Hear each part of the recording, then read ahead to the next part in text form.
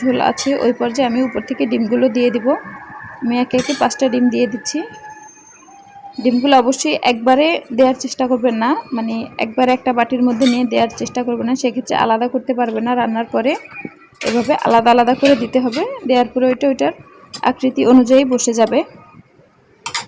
আমি এই পর্যায়ে একটু ঢেকে দিচ্ছি ডিমটাকে। একটু যখন শক্ত হবে তখন আমি আবার উল্টে নেড়ে চেড়ে নেব।